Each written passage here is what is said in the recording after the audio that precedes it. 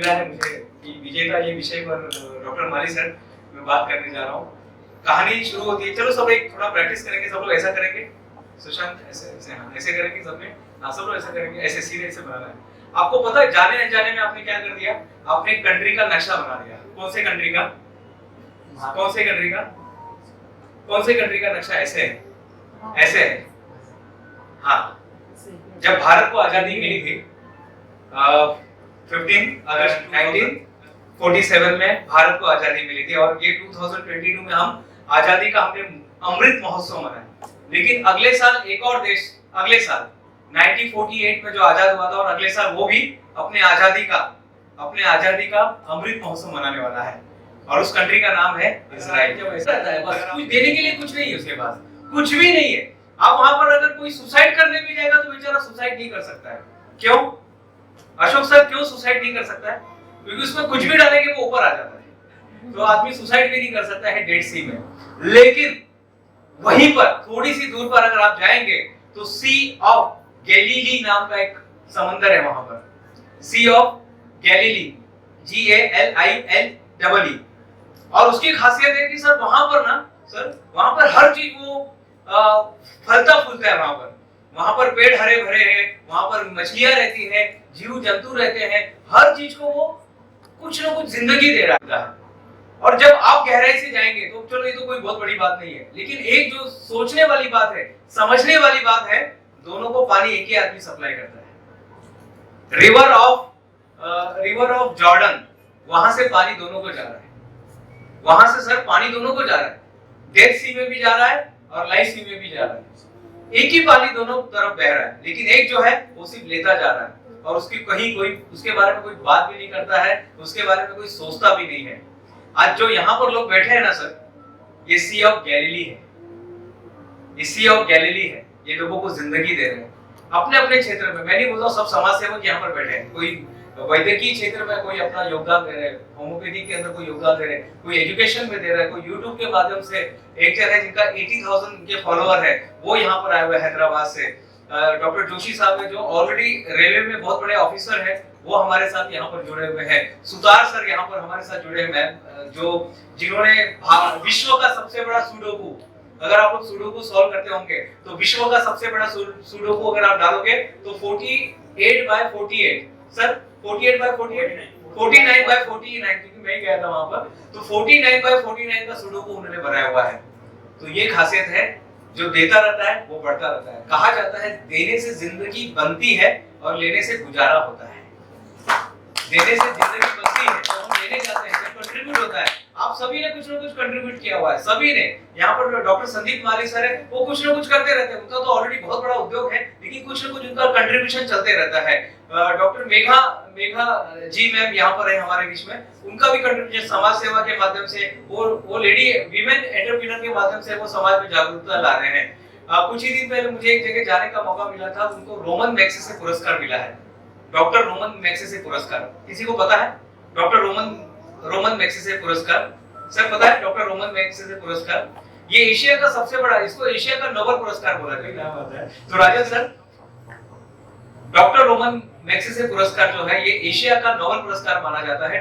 मैं जिनको मिलकर आया उनको नाम था डॉक्टर राजेंद्र सिंह, जो थे वैद्यकीय शिक्षा में काम कर रहे थे, जिन्होंने होम्योपैथी का कुछ काम किया हुआ था। और वो क्या करते थे, वो हर गली में जाके ना लोगों को दवाई बांटते थे।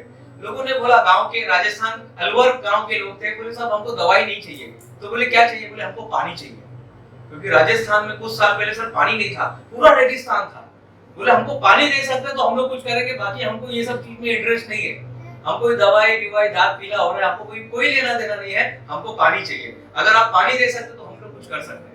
अब सोचिए ऐसी कंडीशन थी कि उनको समझ में नहीं आ रहा था कि क्या करें। अब तो थे डॉक्टर, वो आयुर्वेदाचार्य थे, होम्योपैथी थे, पैथी में काम कर रहे थे। अब एक डॉक्टर क्या कर सकता है, और उस समय उनको एक विजन मिल गया। अगर आपने jolly LLB picture part 1 part 2 अगर देखा होगा, अभी पार्ट 3 भी आ रही है, दोनों मिलकर बना रहे, आरशद वारसी भी रहेंगे और अक्षय कुमार भी रहेंगे, तो पार्ट 3 भी आ रहा है। तो उसमें दिखाया जाता है सर कि एक वकील रहता है, नॉर्मल जिंदगी जीते रहता है, लेकिन उनको एक केस मिलता है, उनके लाइफ में एक मकसद मिलता है, और वही मकसद उनकी जिंदगी को बदल देता है। और आप सब एक मकसद के साथ यहाँ पर आए हुए हैं। क्योंकि जो दे रहे हैं वो आगे बढ़ेंगे। मेरा ऐसा पूरा क्लियर है कि फ्यूचर में कौन लोग सरवाइव करेंगे। डॉक्टर सर, राकेश सर, कौन लोग फ्यूचर में सरवाइव करेंगे? तो इस पर एक सर्वे किया गया, केवल 2 क्वालिटी जिसके पास है वो सरवाइव करेगा। 2 क्वालिटी, और मुझे लगता है आप सब में ये क्वालिटी है। अब पहला क्वालिटी क्या है? तो पहला क्वालिटी आता है innovator. The person who has the innovation quality, definitely he will grow. आपके पास एक इनोवेशन होना चाहिए। आपके बिजनेस में अगर इनोवेशन नहीं है तो हम लोग स्टेल बन जाएंगे, हम बासी बन जाएंगे। अगर मैं बिजनेस कर रहा हूं, नोकिया ने भी बिजनेस किया, आज नोकिया कहां पर है?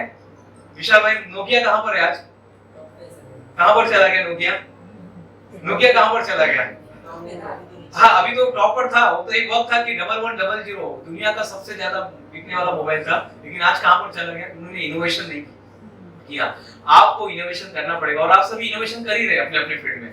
तभी तो यहाँ पर आज है ना भारत गौरव पुरस्कार, हम आजादी का अमृत महोत्सव मना रहे हैं। तो एक इनोवेशन होना बहुत जरूरी है। आपको ऑनलाइन आना पड़ेगा, आपको नए नए क्रिएटिविटी, सर आपके पास तो ऑलरेडी है, राजन सर आपके पास है, तो आपको क्रिएटिविटी पर्सन बनना पड़ेगा, बनना ही पड़ेगा तो ही होगा। एक डॉक्टर बत्रा सर है हमारे, होम्योपैथिक के सर, जिनको पद्मश्री पुरस्कार मिला है, और मैं चाहता हूं कि आप लोगों को भी 3 साल के अंदर वहां तक आप भी पहुंच जाएंगे। भारत सरकार का जो सबसे बड़ा पुरस्कार है, आप वहां तक बन जाइए, आप वहां तक भी जा सकते हैं। सबसे पहले इनोवेशन लेकर आना पड़ेगा हमें, इनोवेशन लाना ही पड़ेगा। अगर इनोवेशन नहीं लाएंगे तो लोगों को क्या पसंद है? लोगों को कुछ नया चाहिए ना, लोगों को नया चाहिए। पेंसिल और इरेजर हम पहले से यूज कर रहे हैं, कई सालों से नटराज यूज करते थे, फिर भी आज इतनी सारी कंपनियां आ गई है। अभी एक पेंसिल का मुझे ब्रांड एम्बेसडर बनाया गया है, माय स्कूल के नाम से है, औरंगाबाद की कंपनी है। उन्होंने क्या किया है, कागज से पेंसिल बना दिया। सर वो लोग कागज पासून ते लोग पेंसिल बनवतात, चलो ठीक है, कागज से बनाते तो कोई नया बात नहीं है, लेकिन पेंसिल के पीछे उन्होंने सीड डाल दिए। मिर्ची का सीड डाला हुआ है, फ्लावर का डाला हुआ है, सूर्य जो फ्लावर, सनफ्लावर होता है, सनफ्लावर का सीड डाल के देते हैं। क्योंकि पेंसिल का एक होता है कि एक लाइफ होता है, उसके बाद उसको तो हम फेंक देते हैं, लेकिन जो फेंकने के बाद कहां पर फेंकते हैं? उसमें जिंदगी निकलनी चाहिए। एक राखी, वही कंपनी ने एक राखी भी बनाया, उस राखी के अंदर उन्होंने सीड डाल दिया। जैसे वो सीड, राखी के दूसरे दिन हम क्या करते हैं, बहुत कम लोग होते हैं जो पहन के रखते हैं। कितने लोगों ने पहन के रखा है राखी?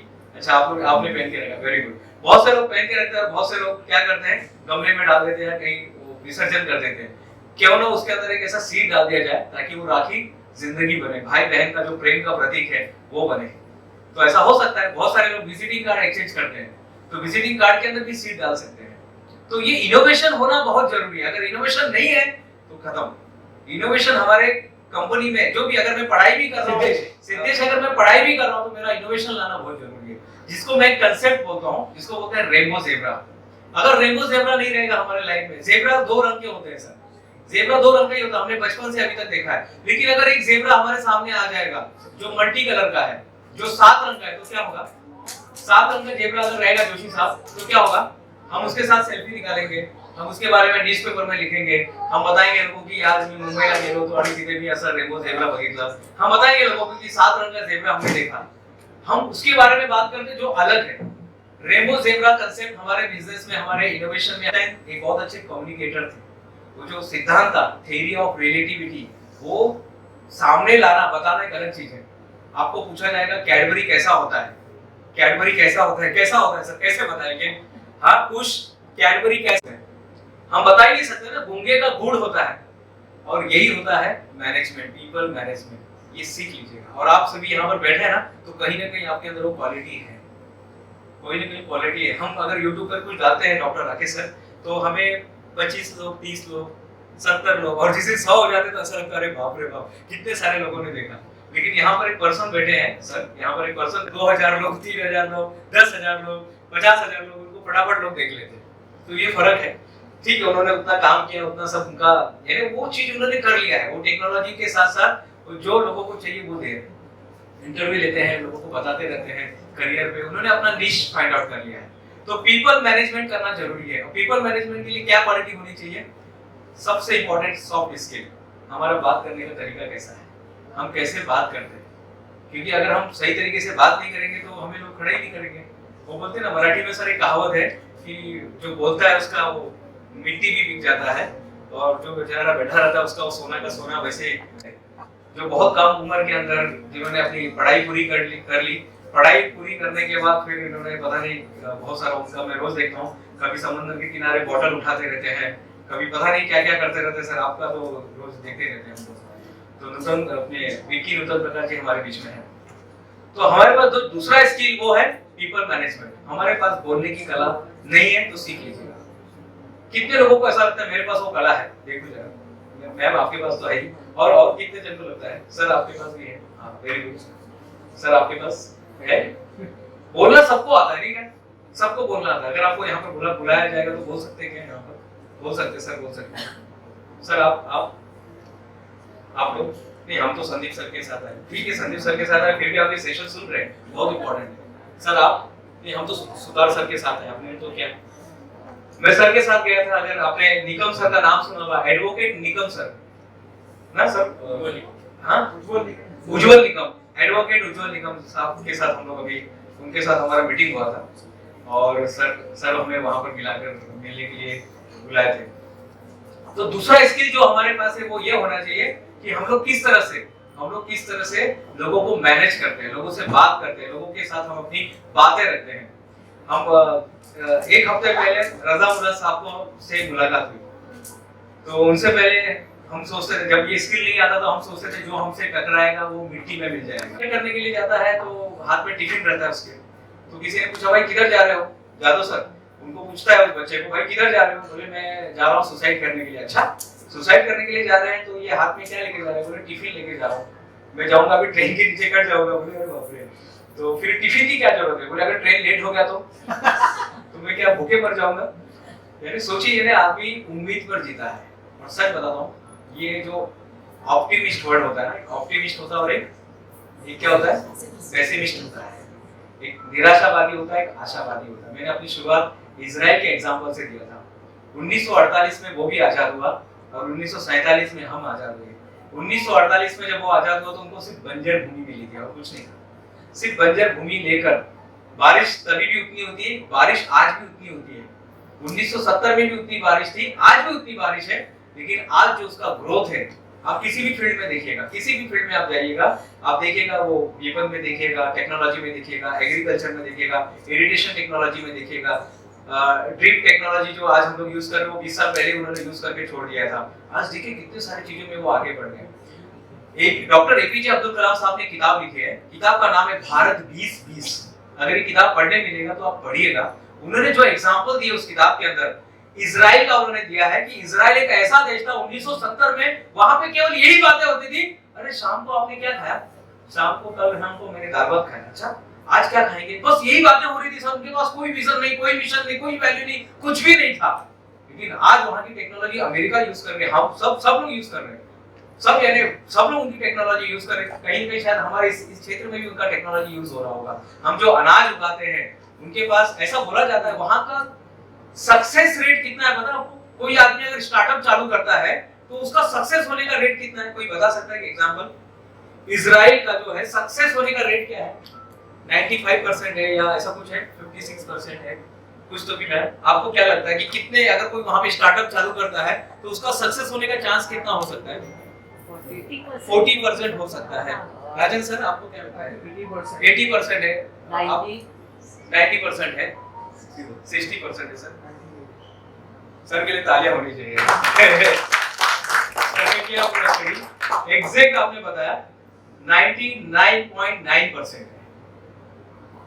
99.9 क्या है उधर? क्या ऐसी चीजें कि वो इतना सक्सेस देना चालू करेंगे? तो भैया हम लोग मराठी में बोलते हैं ना सर, लात मारे तिथे पानी, ऐसा बोलते हैं ना हम लोग, कहावत बोलते हैं कि जिधर वो हाथ लगाएगा, जिस चीज को हाथ लगाएगा वो सोना में कन्वर्ट हो जाएगा। यानी वहां के लोगों को वो तालीम 18 साल की उम्र से ही वो सब मिलिट्री में चले जाते हैं और 23 साल तक तो मेजर जनरल क्या कर्नल बन जाते हैं। यानी क्या है वो? मैं कोई कंपेयर नहीं कर रहा हूँ, हमारा देश सबसे आगे है, सबसे बढ़िया है, लेकिन कभी-कभी कुछ एग्जांपल की हमें जरूरत पड़ती है, कुछ ऐसे धक्के की जरूरत पड़ती है। मूवी आ रही है मराठी में, अगर आपको देखने मिले तो जरूर देखिएगा, दे धक्का पार्ट 2। दे धक्का पार्ट 2 अगर आपको मराठी नहीं भी समझ में आती फिर भी मैं बोलूंगा मूवी देखिएगा, दे धक्का पार्ट 2। और उसके अंदर बताया गया कि ये सारी चीजें, इनोवेशन होना चाहिए, आपके पास अच्छा बोलने की कला होनी चाहिए, बस और कुछ नहीं। बोलने की कला है तो बस आप कुछ भी कर सकते हैं। अब तबला जो बजाते हैं, तबला बजाने वाले को मिल रहा है, क्या डॉक्टर जाकिर हुसैन को मिला हुआ है। तो तबला बजाने में क्या है, उसमें क्या अच्छा काम है, लेकिन वो रोज बजाते हैं।